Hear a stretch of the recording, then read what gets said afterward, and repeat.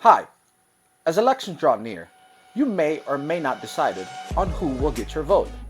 Today, we have a look back at the interview between BBM and Boy Abunda, and we break down his answers on key issues. My name is Mark DeCastro. Welcome to Conservativo.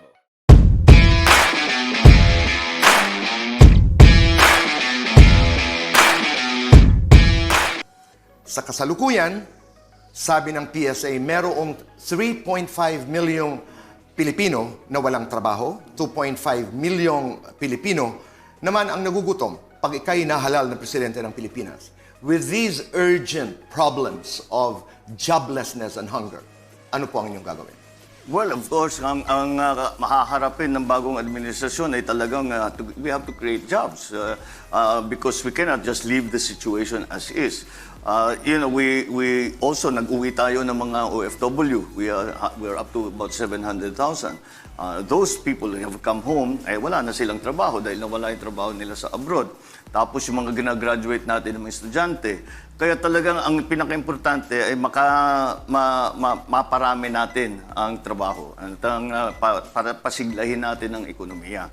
And again, as I started to enumerate it earlier, I think the way to do it is to go to the MSMEs and give them the support that they need so that makabangon ulit sila, makatayo na naman ang mga maliliit na negosyo na yan. Ang agrikultura is a big creator of jobs. So if the government invests publicly in agriculture, marami yan eh. Kasi hindi naman pinag-uusapan yung nagsasaka lamang eh.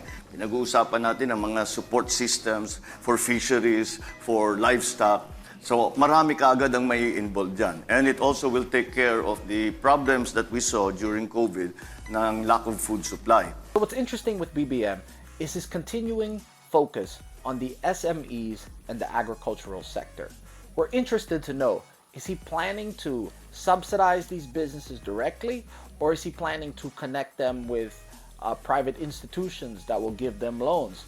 And if so, what will those loans look like? The other area where we have a big advantage is tourism. Madaling ipagmalaki ang Pilipinas because we have a beautiful country. We Filipinos are a beautiful people. And it's very easy to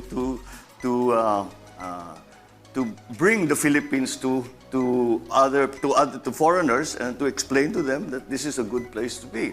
But in the meantime, habang hindi pa lumilipad ang mga eroplano, habang hindi pa nakakabiyahe ang mga turistang galing abroad, unahin na muna natin ang domestic tourism. Marami naman sa Pilipino because ang napuna ko is that every time that may area na may tourist destination, magbukas lang ng konti, dagsaan kaagad ang tao. And so that is, I think, one of the possibilities that we can enter into. Now, there's no doubt that the Philippines has some of the best beaches, the best destination, and the best people in the world. But what the Philippines can improve on, at least according to statistics, is the infrastructure that leads from airport, that goes from the airport, that goes to places like Boracay. If the government can figure out a way to make the transition from Manila to the beaches more seamless, the Philippines is in for a bright, bright future. And that's exactly what he was saying is, I think, the main reason he wants to continue the Build, Build, Build program is because he wants to keep building to make the Philippines seamless for the tourism industry. Senator Bongbong, dun lamang sa hunger, pupuntahan ko lang. Dahil 2.5 million are hungry right now. What is I know you're talking about long-term, doon sa paghahanap ng trabaho. We'll talk about it, the small and medium enterprises. Pero ano ang immediate na solusyon mo doon sa mga nagugutom na tao? Ngayon, ayuda pa rin. Yung tupad pa rin, yung AX pa rin. Diyan nabubuhay pa ang tao sa ngayon eh. Hanggat yung mga trabahong pinag-uusapan natin, hanggat lumabas na yan at hanggang may pagkakataon na sila na makapagtrabaho ulit, umaasa talaga sila diyan. At Can the government afford that? The government, not forever. Certainly not forever. But we still have to find ways. That's why the government talagang nag-realign ng pondo nalipat from other departments dahil para i-concentrate dito. But but even Filipinos understand that hindi ito forever, kaya kailangan may trabaho. Ngunit sa ngayon, hanggat wala pa yung trabaho, talagang umaasa ang tao sa ayuda. Now, I love the honesty here with BBM saying that the government cannot afford to give ayuda forever. At some point in time, people are going to have to work. But he's absolutely right. When people are hungry on the streets and they're starving, that is ultimately the government's role sometimes, is to safeguard its citizens and societies from things like hunger and malnutrition. May pagkakaiba bang ayuda at saka ang dole out? Hindi. Pareho. Hindi. It's a transfer payment, as they call it in economics. It's not, but it's, you know, So, magkaiba po yun? Hindi, ganun din. Pareho rin? Pareho lang eh. Dahil, Alright.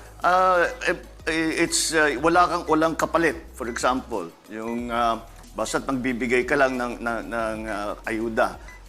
But it is not the same. It is something that it is not the same as yung sinasabi nila. Pagka nagbigay ka lang ng pera, walang mangyayari dyan. Kailangan lagyan mo ng sistema, etc., etc. Pero dito ngayon, iba yung usapan dito. It is an emergency. And so we have no choice. It's an immediate solution to an urgent problem. Right now, unless you provide jobs, unless we're fully vaccinated, that's the only solution. So hey guys, just in case you didn't know, when people say ayuda, when they say dole, in the States they call it stimulus, these are all government grants to people, meaning that the government steps in and gives people money with nothing in return. These usually happen in extreme situations, in emergencies, and also involves income. So if you're a rich person, you don't get ayuda. But if you're below a certain tax bracket or below a certain income level, you automatically should receive ayuda. That doesn't just happen in the Philippines, that even happens in the United States, for example. Senador, mabilisan lamang because you talk about pagbigay ng suporta doon sa mga small, medium enterprises. Very briefly lang, para maintindihan ng taong bayan, paano gagawin yun? It comes from the government, magbibigay ng kapital ang gobyerno? I think you'll find lahat ng aking mga solusyon will involve many sectors of the economy, many sectors of society. In this case, I think the private sector has to be involved. The government cannot do it by itself. Hindi kaya ng private sector na nag-iisa. So, kailangan talagang magsama at magtulungan ang private sector. Kailangan din naman ng private sector yung mga MSMEs. Kailangan ng mga magandang agrikultura. Kaya basta pareho ang ating ninanais at makagawa tayo ng magandang partnership, sa palagay ko magkakaroon what we call synergy between the two forces that are helping the Philippines. So you can see here now that Bong Marcos's economic plan is for the government to really stay in the middle of a lot of transactions, either between small enterprises and big enterprises, or things like banks and small enterprises and medium enterprises. He wants the government to play an active role in getting everybody involved to make sure that things go better for not just the businessmen, not just the small businessmen, but also the medium and big businessmen. So that was Bong Marcos on poverty, and he talked a little bit about his economic plan to rescue the Philippines from COVID-19. Now, I would have liked to hear a little bit more details, a little bit more perhaps about the boring stuff, you know, tax breaks for anybody. Is he planning to develop any special regions for manufacturing? But I guess I'll look in his blog for that. How much can he really say in a 5-minute segment, no? But that's just what we think. What do you think? Comment, like, let us know. We look forward to talking to you more, and we have more clips on the next episode of Conservativo.